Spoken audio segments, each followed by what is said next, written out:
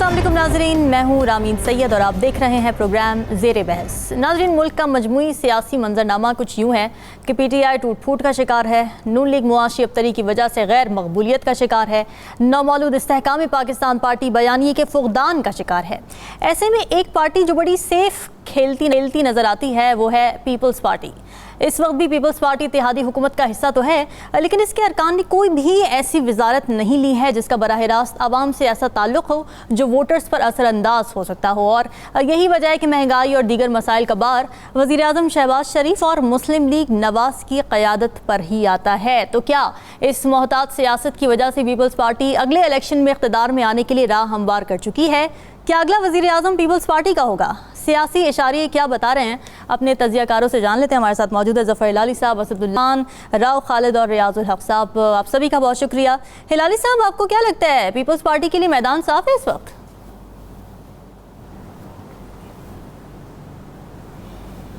देखिए, एक बात तो ज़रूर मानना पड़ेगा कि सब लोग खुश हैं शहबाज शरीफ से।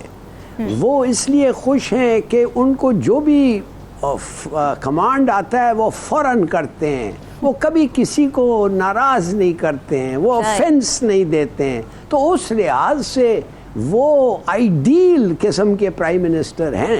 मगर देखिए, थोड़ा सा आपको फिर वे करना पड़ता है, तोलना पड़ता है क्या क्या सर्विसेज जरदारी साहब ने रेंडर किया है।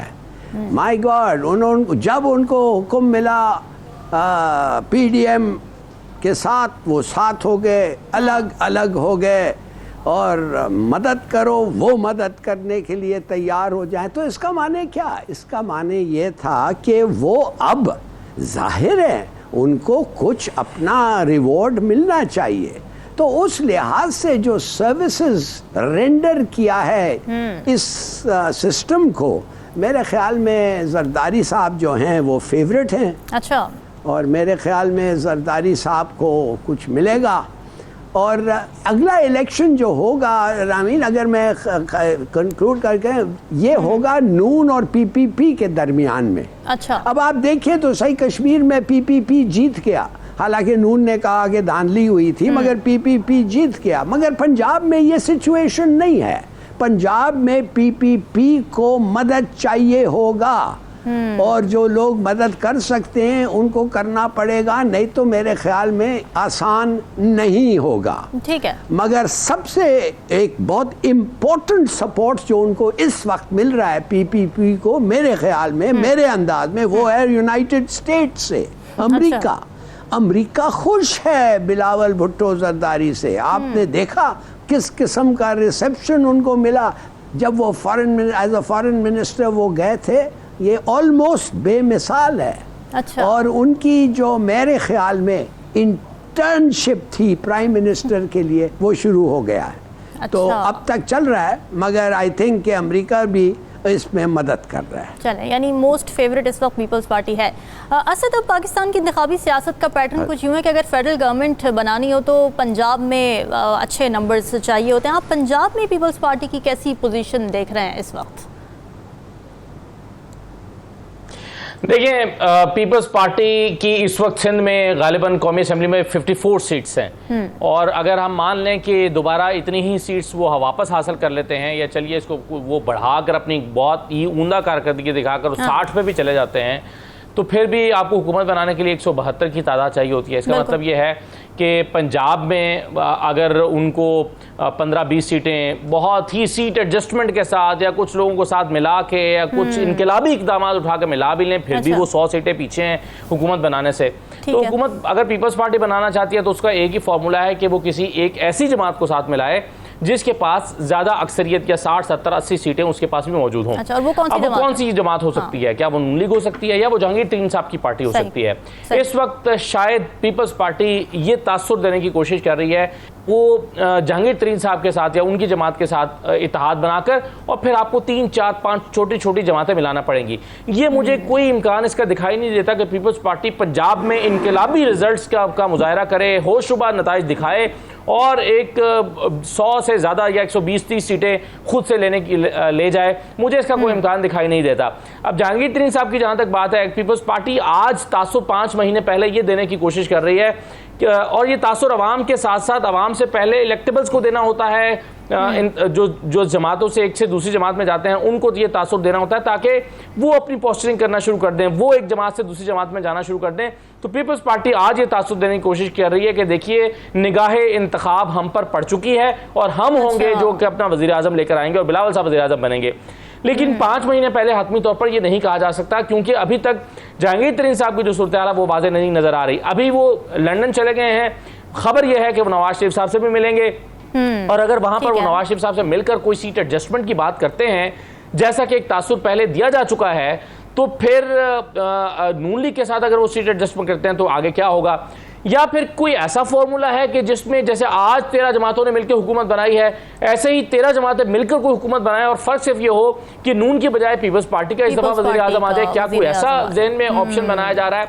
अगर ऐसा हो भी जाता है किसी तरह से तो भी मेरा ख्याल है पाकिस्तान के मसाइल का हल इसमें कहीं पर भी दिखाई नहीं देता क्योंकि पाकिस्तान के मसाइल को डील करने के लिए एक ताकतवर हुकूमत की ज़रूरत है। एक कमज़ोर हंग पार्लियामेंट जो इस वक्त 1 साल से मौजूद है वो कोई फैसले नहीं कर पा रही और वो कोई आगे भी फैसले नहीं कर पाएगी। इसलिए मेरा ख्याल है अगर कहीं पर यह सोचा जा रहा है, कहीं पर मनसूबा बनाया जा रहा है कि बिलावल साहब को ऐसे 5, 7, 8, 10 पार्टियों को मिलाप से एक वज़ीर आज़म बनाने की कोशिश की जाएगी, तो मेरा ख्याल है कि ये फार्मूला पाकिस्तान के लिए कोई ज़्यादा खुशाइंद फार्मूला नहीं है। राव खालिद साहब, अगर इस तरह की हंग पार्लियामेंट हुई, मेजॉरिटी ना मिली, तो आपको लगता है पीपल्स पार्टी टेकअप करेगी ऐसी गवर्नमेंट को लीड करने के लिए? देखिए पीपल्स पार्टी तो बगैर पार्लियामेंट में कुछ भी ना और उनको कहा जाए वज़ीर आज़म बन जाएं तो वो बिल्कुल आमन्ना व सदकना फ़ौरन तैयार हो जाएंगे, कोई उनका मसला नहीं है। लेकिन यह है कि जो फेवरेटिज़म की बात जब हम करते हैं तो मुझे पीर पगाड़ा साहब मरहूम बहुत याद आ रहे हैं। जब बिलावल पैदा हुए थे तो किसी ने उनको खुशखबरी दी कि बिलावल पैदा हो गया बेनज़ीर भुट्टो साहिबा के साहबजादे पहले, तो उन्होंने कहा था कि वो भी बड़ा होकर मुस्लिम लीगी बनेगा। वो मुस्लिम लीगी तो नहीं बने, लेकिन पगाड़ा साहब जिस किस्म की सियासत करते थे मुस्लिम लीग में होते हुए वो तकरीबन अब उस किस्म की सियासत पे पहुंच चुके हैं। तो यकीनन उनकी पेशगोई पार्टी के हवाले से तो नहीं, लेकिन वो कैसे जो आमाल है पीपल्स पार्टी के उनके हवाले से तकरीबन 100% दुरुस्त साबित हो गई है। दूसरी बात जो है पीपल्स पार्टी आएगी कैसे, उसकी सूरत जो है वो एक तो ये हो सकती है पॉसिबल कि आप जो नई पार्टी बनी है उसके कुछ 40 लोग आप लेके आएँ, कुछ 15, जैसे असद ने कहा 15-20 पीपल्स पार्टी को पंजाब से दिलवाएं, केपी से थोड़ी बहुत उनको दिलवाएं, इस तरह एक कोलिशन काइंड ऑफ, और कुछ थोड़े से ये बाप वाले शामिल हो जाएं, तो एक जो अभी जिस किस्म की गवर्नमेंट है 13 नहीं तो 7 एक पार्टियाँ मिल के तो किसी तरीके वो उसको कर लिया जाए। दूसरी सूरत उसकी ये हो सकती है अगर पीपल्स पार्टी को डायरेक्टली लाना है तो आपको फिर पीटीआई को मैदान से बाहर करना होगा टोटली। आप पीटीआई को अगर मैदान से टोटली बाहर कर लेते हैं तो उसमें फिर चांसेस पैदा हो जाते हैं कि एक जमात जिसका वोट बैंक है या जिसका असर नफूज है पंजाब में ख़ास तौर पे बहुत मैसिवली, वहाँ पे आप कर सकते हैं। पीपल्स पार्टी का वोट नहीं है पंजाब में, ये लिख लें। जितना पीपल्स पार्टी का वोटर था वो स्विच हुआ है पीटीआई की तरफ और वो वापस नहीं जाएगा क्योंकि उसका जो आउटलुक चेंज नहीं हुई पीपल्स पार्टी की। आसिफ जरदारी साहब मौजूद हैं और जो जिस तरह से उनकी कारकर्दगी रही ओवर द ईयर्स, वो सिंध के हवाले से भी और ओवरऑल पाकिस्तान के हवाले से भी, तो इसलिए पीपल्स पार्टी का वोटर वापस नहीं जाने लगा। तो अब इसका फॉल बैक क्या होगा? अगर आप पीटीआई को मैदान से हटा दिया, आपने एक कंड्यूसिव एनवायरनमेंट क्रिएट कर दी, आपके वोटर टर्नआउट के ऊपर उसका बड़ा बुरा इम्पैक्ट आएगा जिसको जस्टिफाई करना उस इलेक्शन को और ज़्यादा मुश्किल हो जाएगा। शायद बिलावल साहब तो प्राइम मिनिस्टर बन जाए लेकिन और मुश्किल हो जाएगा। 97 के इलेक्शन अगर आप याद करें, जब पीपल्स पार्टी के वोटर जो आप पीटीआई के मैं कह रहा हूँ वो जब घर बैठ गए थे तो 17% टर्न आउट था जिसको रातों रात उसको फिर 30-32% पे ले जाया गया कागजों में। तो जब 17-18% या 20% टर्न आउट के ऊपर कि पार्लियामेंट आएगी 80% वोटर्स की जिसमें राय शामिल नहीं होगी। 80% वोटर का मतलब है कि आपकी तकरीबन 90% पॉपुलेशन की राय उसमें शामिल नहीं होगी। तो उसको किस तरह से आप एक लेजिटिमेट और एक कह लें कि बेहतरीन गवर्नमेंट कहेंगे। फिर उसके बाद इस्तेहकाम की ज़रूरत है पाकिस्तान को, जो मुआशी सूरत हाल है, जो ओवरऑल सिचुएशन है उसमें, तो वो क्या इस्तेहकाम ला सकेगी वो जमात इतना मलहूबा बना के जब आएंगे। और आपको पता है कि हमारे यहाँ जो कोलिशन गवर्नमेंट्स होती हैं किस किस्म की ब्लैकमेलिंग उसमें होती है और किस तरह से आर्म ट्विस्टिंग होती है अपनी अपनी वजारतें लेने के लिए, अपने छोटे छोटे कामों के लिए, अपने थानेदार तक मुतय्यन कराने के लिए। तो वो इस किस्म की चीज़ों में फंस के रह जाती है। इसलिए डेमोक्रेटिक परफॉर्मेंस जो ओवरऑल पोलिटिकल पार्टीज़ की रही है वो बहुत आइडियल नहीं रही। तो मेरा ख्याल है कि जो भी ये तजर्बा करना चाह रहा है ज़रूर करें, लेकिन ये सारी चीज़ें जहन में रखें कि आगे हमने पाकिस्तान को इस्तेहकाम देना है या इस्तेहकाम पार्टी देनी है। हाँ बिल्कुल ठीक है। रियाज साहब, मेरा तो यहाँ पर ये सवाल है कि क्या बाकी पार्टियों की गैर मकबूलियत काफ़ी है पीपल्स पार्टी को बरसरे इक़्तिदार लाने के लिए, या फिर पीपल्स पार्टी की अपनी कारकर्दगी क्या है, उनका अपना मंशूर क्या है, वोटर को पुल कैसे करेंगे, ये भी इंपॉर्टेंट फैक्टर्स हैं जो कि फ़िलहाल नज़रअंदाज किए जा रहे हैं। फिलहाल इन नटशेल अगर बात की जाए, इस वक्त सीवियाँ जो है प्राइम मिनिस्टर्स के लिए तैयार की जा रही हैं। जरदारी साहब अपने बच्चे को तैयार कर रहे हैं और ज़ाहिर हम देख रहे हैं कि मियाँ साहब मरियम साहिबा को तैयार कर रहे हैं। उसके हवाले से बातचीत जो है ना वो जो भी है और चीज़ें और प्रोपेगेंडा और प्रोपगेशन ये चीज़ हमारे सामने है। लेकिन हम थोड़ा सा अगर चीज़ों के ज़रा कॉन्टेक्स्ट में अगर कैनवस को ज़रा पैन आउट करके ज़रा देखें तो हमें नज़र आएगा कि आप देखें कि 2 अरब से ज़ायद रुपए जो है वो बैरूनी मुल्क दौरों पे खर्च कर चुके हैं बिलावल साहब और धड़ाधड़ जा रहे हैं। जॉर्डन में शादी थी शाही ख़ानदान की, उस पर भी वो पहुंच गए। अभी इराक़ दौरे पे भी गए। मतलब मुल्क की इकॉनमी की इस वक्त क्या हालत है। और इस वक्त जो फॉरेन मिनिस्टर है, मैं तो अगेन ये लफ्ज़ थोड़ा सा शायद रूड हो जाए, ऑन जॉब ट्रेनिंग उनकी चल रही है। तो ज़ाहिर है कुछ इशारे जो है वो किनाये तो उनको किए जा चुके हैं, जिसकी वजह से अब आप अंदाज़ा लगाएं कि हिना रब्बानी कर मेरे ज़ाती ख्याल में कि इतनी एक्सपीरियंस खातून है और उनको मिनिस्टर ऑफ स्टेट लगाया गया है और फॉरेन मिनिस्टर जो फुल हैं वो बिलावल को लगाया गया जो पहली बार हैं। तो सिर्फ इस वजह से चूँकि वो पार्टी के चेयरमैन हैं, तो आप इससे अंदाज़ा लगाएं कि इस वक्त तैयारी किस किस्म की जा रही है। और जरदारी साहब ज़ाहिर है लाहौर में जो है वो डेरे डाल चुके हैं और ताजरों को भी बयान दे रहे हैं दाएं बाएं। तो ज़ाहिर एक पोस्चरिंग की जा रही है और कोशिश ये की जा रही है, क्योंकि 2-3 पिछले जो 4 साल थे, इस वक्त जो है मुख्तलिफ पार्टीज़ की तरफ से, ख़ासतौर से पीपल्स पार्टी की तरफ से ये बयानियाँ बनाने की भी कोशिश हो रही है। वो इराक़ का दौरा करते हैं तो शरजील मेमन हमें कराची में प्रेस कॉन्फ्रेंस करते हुए नज़र आते हैं, और इस्लामाबाद में अगर हो तो शेरी रहमान और फैसल करीम कुंडी प्रेस कॉन्फ्रेंस कर रहे होते हैं। तो ये कोई ऐसे इनकलाबी दौरे नहीं थे कि UN में जाके दौरा किया या पता नहीं क्या, तो छोटी मोटी कॉर्नर की भी मीटिंग हो जाए यूरोप में कहीं पे, तो वो आके जनाब उसको उनकी जो टीम है वो उनको प्रोपेगेट कर रही होती है। तो पोस्टरिंग फुल चल रही है, CV पेश की जा रही है इदारों को। ब्रेक का कहा जा रहा है, ब्रेक से बाद वापस आते हैं, डिस्कशन के सिलसिले को आगे बढ़ाएंगे।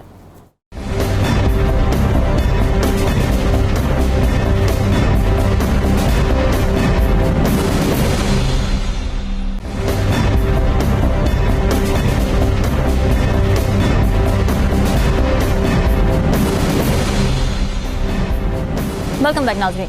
आम इंतखाबात अपनी आइनी मुद्दत में हो सकेंगे या नहीं, ये सवाल पाकिस्तान की हर बैठक में आजकल पूछा जाता है। लोग एक दूसरे से पूछते हैं, सियासतदानों से पूछा जाता है। वैसे तो ये सवाल किसी जमहूरी सिस्टम में उठना ही अचंभे की बात होती है, मगर इससे भी ज़्यादा अचंभा उस वक्त होता है जब एक अपोजिशन लीडर ही मौजूदा हुकूमत की एक्सटेंशन की हिमायत का ना सिर्फ ऐलान कर दे बल्कि उसमें आइनी गुंजाइश भी खुद निकाल कर बताए। राजा रियाज साहब जो हमारी कौमी असम्बली के अपोजिशन लीडर हैं, उनसे जब एक सहाफ़ी ने सवाल किया कि क्या आपको अक्टूबर में इलेक्शन होते नज़र आ रहे हैं, तो उन्होंने कहा कि नहीं, मुझे इलेक्शन होते नज़र नहीं आ रहे। और जब उनसे वजह पूछी गई तो फिर उन्होंने ये कहा कि इलेक्शन से पहले ये ज़रूरी है कि मुल्क को पहले मुआशी तौर पर खड़ा करें, फिर इलेक्शन में जाना चाहिए। हिलानी साहब, अपोजिशन लीडर को तो ये नहीं कहना चाहिए कि मुल्क की मुआशी हालत बेहतर करने में हुकूमत नाकाम हो चुकी है तो अब फ्रेश मैंडेट मिलना चाहिए। ये तो उल्टा कह रहे हैं कि ये हुकूमत तब तक बैठी रहे जब तक मुआशी हालात ठीक नहीं हो जाते। तो ये कैसी अपोजिशन है? आपने बड़ा अच्छा जवाब खुद ही दे दिया था, आपके सवाल में ही जवाब था। ठीक है, ये जो बातें ये आदमी कह रहा है, हाँ, हाउ के ये क्या मतलब है उसको कि 10 साल लग जाए, इकोनॉमिक्स ठीक नहीं हो तो वो ही शुड, वो सब चीज़ ऐसे ही चलते रहे। आई डोंट थिंक इस किस्म के सवाल डिजर्व एन आंसर। राइट, ठीक है। असद, इलेक्शन का प्री रेक्विजिट ये कब से हो गया कि जब तक मुआशी हालात ठीक नहीं हो जाते तब तक हम इलेक्शन में नहीं जा सकते? आइन आपने पढ़ा होगा, ऐसी कोई शेख देखी है आपने आइन में? और राजा रियाज साहब का देखें, मसला ये है कि राजा रियाज साहब जो कुछ बोल रहे हैं, आप ये मत समझें कि वो खुद से बोल रहे हैं। अच्छा? अब उनको आप नून लीग का रहनुमा तस्वुर करें, क्योंकि उन्होंने कुछ ही दिन पहले जो है वो मुलाकात करके शहबाज शरीफ साहब से टिकट का वादा दोबारा से लिया है। पहले अगरचे उनसे वादा हुआ था, दरमियान में मामला डामाडोल हुए, लेकिन फिर से उन्होंने वादा लिया कि आप मुझे टिकट दे रहे हैं। तो अब आप उनको नून लीग का रहनुमा ही तस्वुर करें। देखिए, एक बात मैं आपको बता दूं कि नून लीग की ये जो कुछ अर्सा पहले तक ख्वाहिश थी वो औद आई है फिर से। पहले ख्वाहिश उनकी क्या थी? उनकी ख्वाहिश ये थी कि कोई 1 साल 1.5 साल के लिए कुछ ऐसा सेटअप आ जाए कि जो महंगाई का मलबा अपने ऊपर कबूल कर ले। जैसे लोग पिछले 1 साल में इमरान खान की कारकर्दगी को भूल गए हैं, ऐसे ही हमारी कारकर्दगी को भी भूल जाएंगे। और ऐसी सूरत में जो है वो जब हम 1 साल के बाद इलेक्शन में उतरेंगे तो सारा मलबा उस टेक्नोक्रेट सेटअप पे डल चुका होगा। ये दरमियान में जब तहरीक इंसाफ टूट फूट का शिकार होने लगी तो नून लीग ने अपना नुक्ता नज़र जो है उस पर मुतबादल तौर पर सोचना शुरू कर दिया। लेकिन एक मरतबा फिर वो यही सोच रहे हैं, उनको अभी भी लग रहा है कि जो महंगाई हुई है पिछले 1 साल में उसका मलबा अभी भी गिरना है नून लीग के ऊपर जब वो इलेक्शन में उतरेंगे। इसलिए वो समझते हैं कि इलेक्शन अक्टूबर नवंबर में ना हो, बल्कि 1-8 साल के लिए अगर कोई टेक्नोक्रेट सेटअप आ जाए, बजाय इसके कि पीपल्स पार्टी और जहांगीर तरीन मिलकर कोई हुकूमत बना रहे हो, बेहतर है 1 साल के बाद इलेक्शन हो तो हमारा चांस कुछ बेहतर हो जाएगा। तो आज भी जो टेक्नोक्रेट सेटअप की दोबारा से बातें शुरू होने लगी हैं, चमगोइयां हो रही हैं, तो इसके पीछे ख्वाहिश यही है कि हमारी कारकर्दगी को भूलने का लोगों को वक्त मिल जाए। क्योंकि हमारे यहाँ समझा जाता है कि लोगों की याददाश्त कमज़ोर होती है, लोग आसानी से भूल जाते हैं 1 साल के बाद परफॉर्मेंस को, तो ये किसी और के गले पड़ जाएगी और हम जो है वो साफ सुथरे होकर अगले साल इलेक्शन में उतर जाएंगे। तो इस बात का इम्कान अब जाहिर किया जा रहा है। लेकिन मैं आपको बताऊं, पीपल्स पार्टी इसकी कतई तौर पर मुखालिफत करेगी, और जब पीपल्स पार्टी इसकी मुखालिफत करेगी तो फिर ये नून लीग के लिए इतना आसान नहीं होगा कि इस ख्वाहिश का इजहार करें। इसका मतलब ये नहीं है, 2 तरीके हैं। देखिए, मौलाना फजल रहमान की ख्वाहिश तो ये है कि यही सेटअप चलता रहे अगले 1 साल तक और यही कैबिनेट चलती रहे, यही उनके मिनिस्टर जो मौज लगी हुई है लगी रहे। लेकिन नून लीग ये नहीं चाहती। नून लीग ये चाहती है कि हम अगस्त में हुकूमत छोड़ के चले जाएं, फिर जो सेटअप आए वो एक्सटेंडेड सेटअप हो। जैसे पंजाब और खैबर पख्तूनख्वा में एक आईनी जो है वो एक उसमें शिक ना होने के बावजूद एक आईनी तहफ़्फ़ुज़ सा मिल गया है, या एक चलिए उनको एक रास्ता सा मिल गया है, तो वे समझते हैं कि ऐसे ही एक्सटेंडेड सेटअप हो और जो लंबे अरसे के लिए चले। तो राजा रियाज साहब ने जो बातें की हैं उसको आप अपोजिशन लीडर के तौर पर मत देखें, उसको आप नून लीग के एक लीडर के तौर पर देखें जो कि चंद दिन में नून लीग के प्लेटफॉर्म से इलेक्शन लड़ने वाले। यानी हुकूमत भी इस वक्त नून लीग की पीडीएम की है और अपोजिशन भी इस वक्त नून लीग की नज़र आ रही है। राव खालिद साहब, अब ये जो उन्होंने बात की है कि मुआशी हालात जब तक ठीक नहीं हो जाते तब तक इलेक्शन नहीं होने चाहिए, तो लेकिन उन्होंने इस पर कोई तबसरा नहीं किया कि हुकूमत के पास प्लान है क्या मुआशी हालात ठीक करने का? जी बिल्कुल, वो तो बजट में हमें पता चल गया किस किस्म के उनके पास प्लान हैं और कितनी का उनका विजन है माशी सूरत हाल के हवाले से। तो बात यह है कि मैं जो हमने पहले सेगमेंट में जिक्र किया ना, जिसमें मैंने कहा कि शायद कि पीटीआई को आपको बिल्कुल साइड लाइन करना पड़ेगा ये काम करने के लिए, तो वो मैं इसको लिंक करता हूँ इलेक्शन की ताख़ीर का जो वो बात कर रहे हैं। तो उसके लिए बहुत ज़रूरी है कि उसका असर व नफूज़ ख़त्म करने के लिए, उसको डाइल्यूट करने के लिए आपको कुछ टाइम देना है। उस टाइम देंगे तो फिर जाके शायद ग्राउंड पे वो सिचुएशन क्रिएट हो जिसमें आप अपनी मर्ज़ी के जितने भी लोग लाना चाहते हैं वो ले आएँ और अपनी मर्ज़ी की हुकूमत कायम कर लें। लेकिन इसमें बुनियादी मसला ये है, अब जब बात करते हैं हम इस चीज़ों की माशी अदम इस्तेकाम के हवाले से, माशी प्रॉब्लम्स के हवाले से, उसको बुनियाद बना के इलेक्शन की ताख़ीर के हवाले से, तो फिर तो 75 साल में इलेक्शन होने नहीं चाहिए थे पाकिस्तान में, क्योंकि हमारे यहाँ तो मुझे नहीं लगता कोई ऐसा टाइम आया जिस वक्त किसी ने कहा हो कि जी पाकिस्तान में माशी इस्तेकाम आ गया, सियासी इस्तेकाम नहीं आया। तो ये तो ऐसे टैक्टिक्स हैं जो आगे चल के दूसरी जमातों के लिए मसला बनेंगे जो अपोजिशन में होंगी। तो इसमें बुनियादी तौर पे ज़रूरत यह है कि ये ज़ात से ऊपर उठ के सोचने की ज़रूरत है। अब जब राजा रियाज साहब की हम जब बात करते हैं तो उस वक्त हम देखते ये है कि उन्होंने पहले इंटरव्यू में ही जैसे ही वो उन्होंने पार्टी बदली और वो दूसरी तरफ चले गए, सिंध हाउस में अपने पहले इंटरव्यू में उन्होंने कहा था कि मैंने अगला इलेक्शन नून की टिकट पे लड़ना है।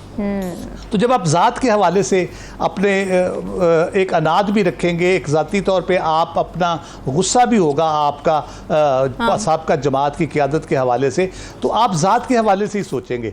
ये कौमी सोच नहीं है कि आप कहें कि जी इलेक्शन में ताख़ीर हो जाए, माशी इस्तेकाम को बुनियाद बना के आपने क्योंकि नून में जाना है इसलिए आप उसके इस किस्म की इन्वायरमेंट क्रिएट हो जाए जिसमें मुस्बत नताइज आ सके, तो इस किस्म की सोच जो है ना वो जहर कातिल है मुल्क के लिए भी, मईशत के लिए भी, सियासी इस्तेहकाम के लिए भी। इसलिए जब तक हमारी प्रॉब्लम ये है लीडरशिप, जब तक जो सियासी लीडरशिप है हमारी कौमी लीडरशिप है वो जब तक ज़ात से ऊपर उठ के नहीं सोचेगी, मुल्क का नहीं सोचेगी, कौमी सोच के हवाले से साथ लेके नहीं चलेगी, उस वक्त तक हम इस किस्म के मसाइल का, इस किस्म के लोगों का शिकार रहेंगे जिनको कोशिश ये होती है कि जहां उनको लोग पहचानते हैं वहां वो जाएं और वो टिकट लें जाके। तो वो अब उनको नून पहचानती है तो राजा साहब तो उधर जाएंगे। अब ये कब अनजान बन जाए नून लीग, ये भी लोगों को पता है कि पाकिस्तान की जो सियासी तारीख है वो ये बताती है कि यहाँ जान पहचान भी होती है, तल्लक भी होता है, सब कुछ होता है, लेकिन अचानक लोग अनजान बन जाते हैं और फिर पता भी नहीं चलता। मुझे इजाज़त दीजिए रियाज साहब की तरफ जाने के लिए। रियाज साहब, आपको क्या लगता है जी, अपोजिशन लीडर को अक्टूबर में इंतखाबात होते क्यों नज़र नहीं आ रहे? मैं एक तो मेरा भी ये नुक्ता नज़र था, असद साहब की बात को मैं आगे बढ़ाता हुआ चलूँगा कि ये सिर्फ ऐसी हवाई बात नहीं कर दी और वो इतने सादा भी नहीं है और ना वो इतने बेवकूफ़ हैं, बल्कि वो बहुत से लोगों को बेवकूफ़ बना रहे हैं और एक बयानिया बनाया जा रहा है। कल की बड़ी एक अहम प्रेस कॉन्फ्रेंस थी, पोस्ट बजट जो प्रेस कॉन्फ्रेंस थी, उसमें एक सवाल पूछा गया डार साहब से और डार साहब से कहा गया कि इलेक्शन में ताख़ीर, तो उन्होंने कहा जी हमने तो पैसे मुख्तस कर दिए, बाकी ये है कि अगर हालात ऐसे हुए, कोई जो कॉन्स्टिट्यूशन में तो क्लॉज तो मौजूद है, तो अगर वो ट्रिगर होती है और इलेक्शन अगर आगे पीछे होते हैं तो मैं तो कुछ नहीं कह सकता, लेकिन ये है कि हमारी ख्वाहिश है और ये वो सारा।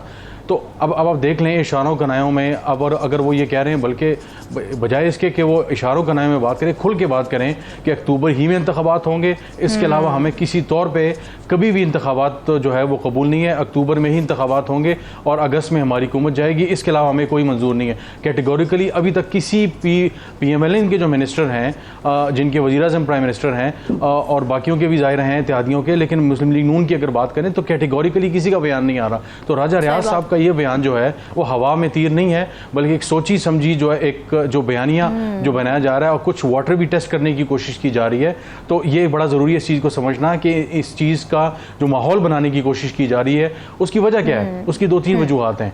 आपको याद होगा कि पिछले साल ये नून लीग खुद भी कहती है कि मई में जो है वो हमने हुकूमत का जो है वो ख़त्म करने का फैसला किया था, लेकिन उसके बाद जो है वो जो कि जो साबिक वज़ीर-ए-आज़म है वो आ गए यहाँ पे और ये सारा मामला हो गया। तो ये बड़ा अहम नुक्ता है कि असल में उस वक्त जो मसला था वो ये था कि इदारों ने ये कहा कि जब तक IMF के साथ मामला नहीं हो जाता, IMF से जो हमें कुछ बिलियन डॉलर जो आने हैं वो नहीं आ जाते, तो तब तक जो है हम जो है वो डिज़ोल्व इस तरह नहीं कर सकते। अभी जो सूरत हाल है अभी भी यही है कि 9th रिव्यू हमारे पास नहीं आ रहा, तो अब 10th रिव्यू की तरफ बातें चल रही हैं कि अगर इस महीने में तो चंद दिन रह गए हैं, तो अब आगे क्या होगा कि क्या हमारे पास ये पॉसिबिलिटी है 10th जो रिव्यू होगा उसमें हमारे पास पैसे मिल जाएं। तो बज़ाहिर ये लग रहा है कि इस वक्त मौशी हालात ऐसे हैं कि जो इमेज है खासतौर से PMLN का वो इस चीज़ का मुतहमिल नहीं है कि अक्टूबर में इंतखाबात इलेक्शन भी डिले करवा दिए जाएं। ठीक है नाज़रीन, डिस्कशन का सिलसिला है, यहाँ वक्त हुआ एक ब्रेक का। Stay with us.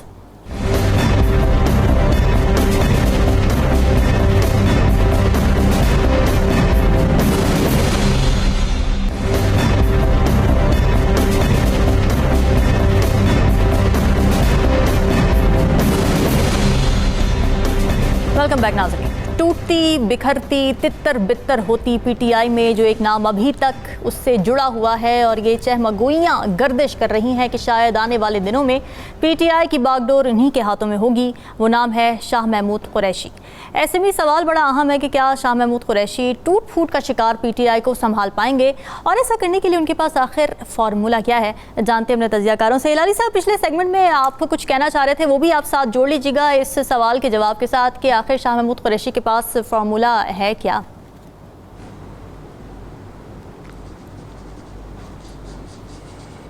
देखिए, मैं ये जानना चाहता हूँ कि जब हम बात करते हैं एक सिचुएशन का, क्या हम कॉन्स्टिट्यूशन समेत बात करते हैं कि कोई सा भी आइडिया किसी को भी आ जाए उसको हम डिबेट करते हैं और फिर हम सब सीरियसली उसको कहते हैं ये भी शायद हो सकता है। दैट एक असम्पशन होता है कि इस मुल्क एक कॉन्स्टिट्यूशन के तहत चल सकता है, एक सुप्रीम कोर्ट का फैसला होता है, एक देयर इज़ अ वे। अगर आप जो भी कोई कह दे और कहें कि हाँ ये हो सकता है, माने कॉन्स्टिट्यूशन समेत ये अगर हो सकता है, तो what are we talking about. इसलिए मैं कहता हूँ कि कोई सा भी इस किस्म का जब आइडिया आता है, अगर भी वो इम्प्लीमेंट हो जाएगा तो लोग कहेंगे कि ये तो पागल लोग हैं, ये कॉन्स्टिट्यूशन रख के they go out for solutions outside the constitution. ये क्या बात है। तो हम वी डोंट नो किधर किस चीज़ के बारे में हम बात करें। चलिए, अगर भी फिर भी कोई और दीवाना आके कुछ और कहा कि जब तक ये ठीक नहीं होगा इलेक्शन नहीं होना चाहिए, चाहे उसको भी हम डिस्कस कर लेते हैं। अब आपका सवाल पे मैं आ रहा हूँ शाह महमूद कुरैशी पे। देखिए, शाह महमूद कुरैशी साहब का एक बड़ा मुश्किल काम है।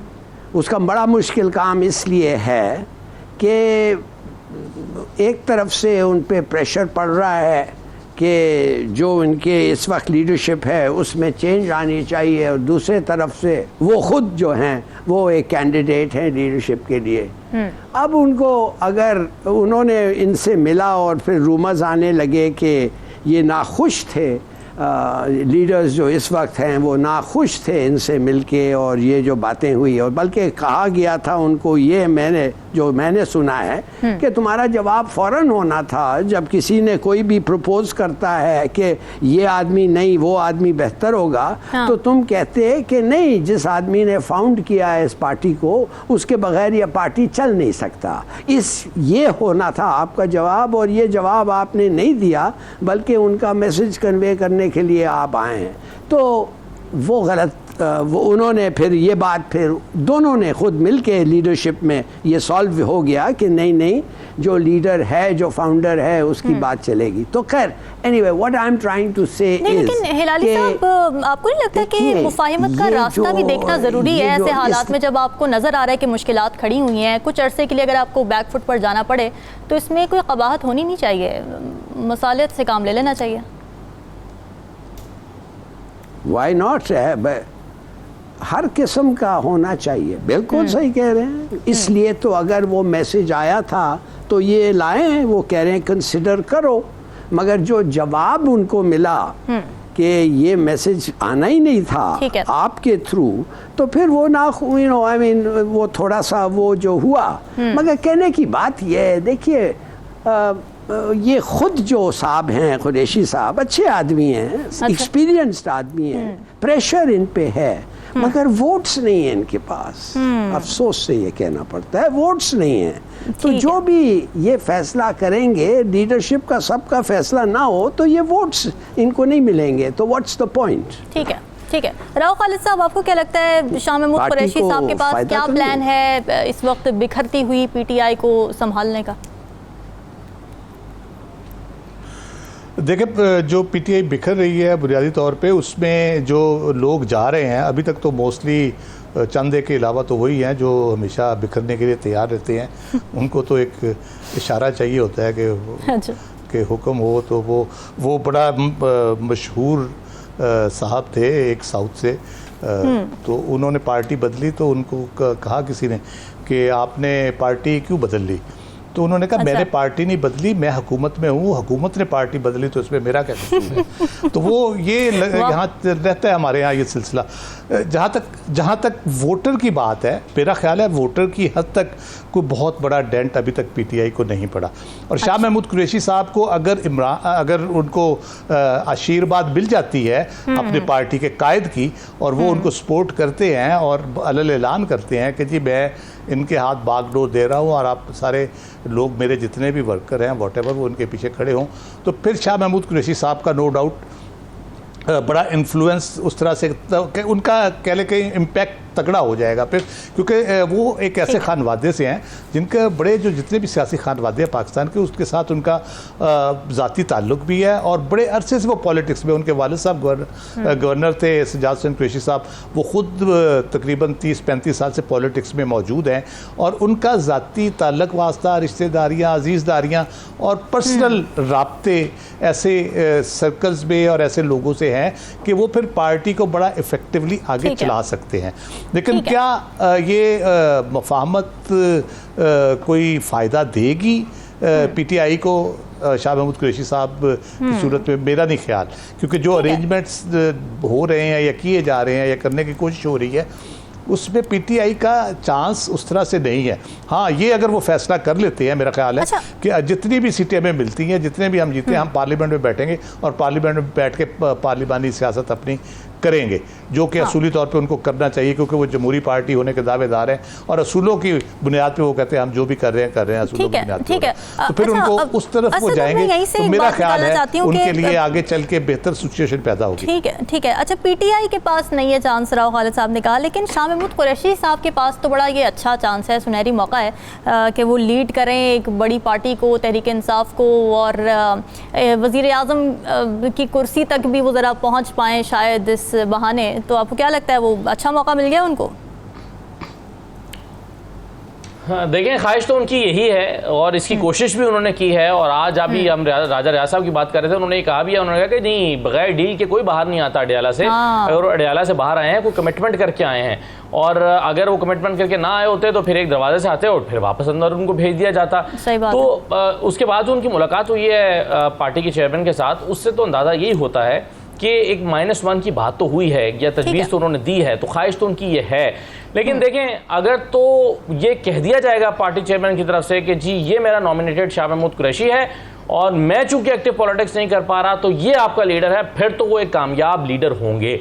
लेकिन अगर उनको अपना कोई मुतबादल रास्ता इख्तियार करना पड़ा, तो सूरत हाल उनकी यह है कि बावजूद इसके कि वो पूरी उनके ख़ानदान की हिस्ट्री है जो भी राव साहब बता रहे थे, इसके बावजूद मेरी राय यह है कि सलमान नईम से वो मुल्तान का इलेक्शन, सूबाई असम्बली का पिछले इलेक्शन में वो हार गए थे।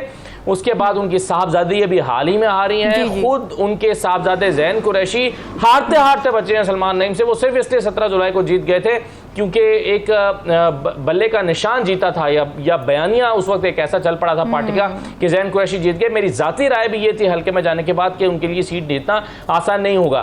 तो अगर तो 2 ऑप्शन उनके पास अभी हैं, एक तो ये कि अगर वाकई आप वो कन्विंस कर लेते हैं अपने चेयरमैन को और चेयरमैन उनको नॉमिनेट कर देते हैं पार्टी की लीडरशिप के लिए, फिर तो वो एक अच्छे तरीके से कामयाब हो जाएंगे, कर लेंगे, पार्टी को इकट्ठा चला भी लेंगे।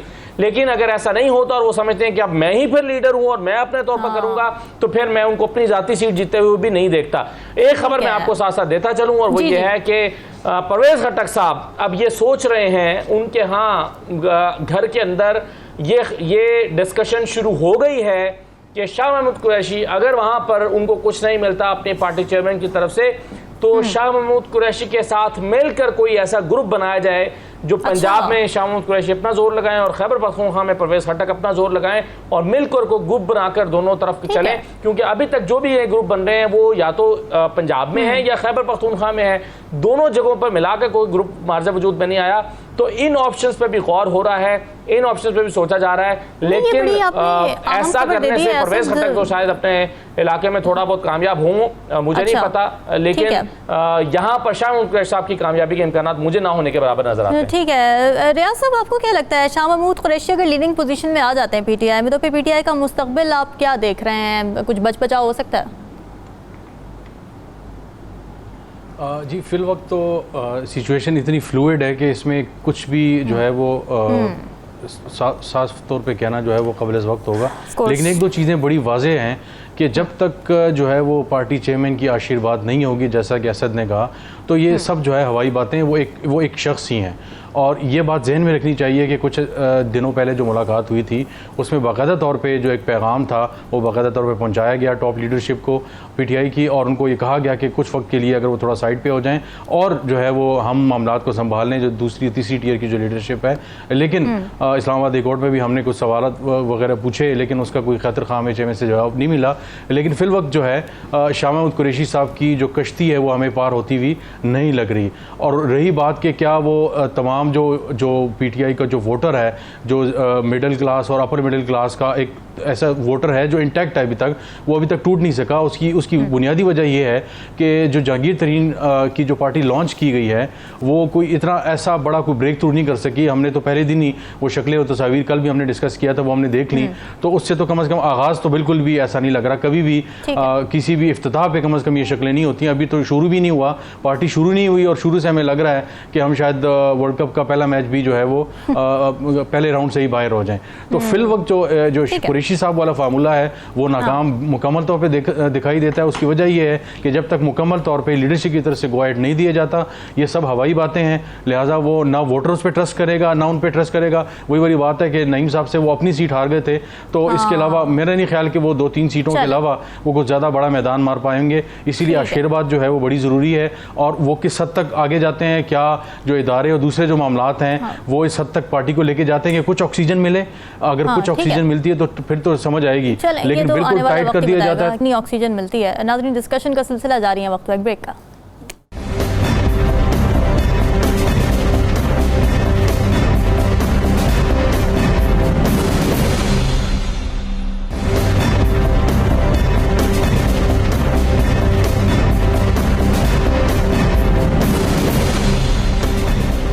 वेलकम बैक नाजरीन। पाकिस्तान इस वक्त बड़ी ख़तरनाक मौसमियाती तब्दीलियों की जद में है। बेमौसम की बारिशें, जून के महीने में गर्म मैदानी इलाकों में यालाबारी, सैलाब के खदशात एक बार फिर सर उठा चुके हैं। साहिली इलाकों में समुद्री तूफ़ान बायपरजॉय के ख़तरात भी सर पर मंडला रहे हैं। और ये सब ऐसे वक्त में हो रहा है जबकि गुज़िश्ता साल आने वाले तबाहकुन सैलाब के असरात से हम आज तक मुकम्मल तौर पर रिकवर नहीं कर पाए हैं।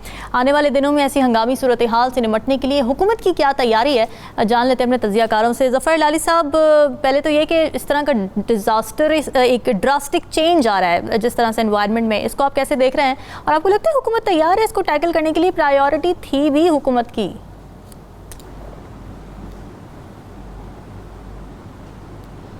देखिए, पाकिस्तान का तो बड़ा अनफॉर्चुनेट सिचुएशन है, इसलिए कि वर्ल्ड पोल्यूशन पे हमारा कंट्रीब्यूशन बहुत थोड़ा है, फ्रैक्शन है कंपेयर्ड टू दूसरे मुल्कों के लिए, मगर उसका जो फॉल आउट है वो हमारे पे बहुत है, मच मोर देन देम। तो देखिए, जब अगर fall out India, China, west America ये करता है तो ये बड़ी अफसोस की बात है कि फॉल आउट हमारे पे हो रही है। और एक यूनाइटेड नेशंस में एक स्कीम बना था जिधर हमें कॉम्पनसेशन मिल सके फ्रॉम दोज कंट्रीज जो ज़्यादा पोल्यूट कर रहे हैं, उनको इन अदर वर्ड्स फाइन किया जाए और उनके पैसे हम लोगों पे खर्चें और हम तैयारी करें इस किस्म के जो भी है, स्टॉर्म्स हैं, फ्लड्स हैं, जो भी है। मगर वो जैसे most things in the UN वो बातें पे रह गई है। अब हमें खुद कुछ करना है। अब ये जो विंटर स्मॉग आता है ये पंजाब में, लाहौर में मिसाल के तौर पे, तो वो क्यों आता है? Because of burning waste, plastic, coal और पॉइजनस स्टफ। अब मगर वो स्मॉग, ब्रिक, पूरी एक इंडस्ट्री जो है जिस पे जो पोल्यूट करती है, उस पे कुछ करना चाहिए, उनको कोई कॉम्पनसेशन मिलना चाहिए। ये पैसे हमें यूएन से मिलना चाहिए। कार्बन कॉम्पनसेशन एक तरीका, एक फाइनेंशियल है, बल्कि सिस्टम है विच वर्क्स। अब पता नहीं हमें कितना मिलता है और किधर हम खर्चते हैं, मगर हाँ, कुछ ना कुछ तो ज़रूर हो सकता है। ठीक है।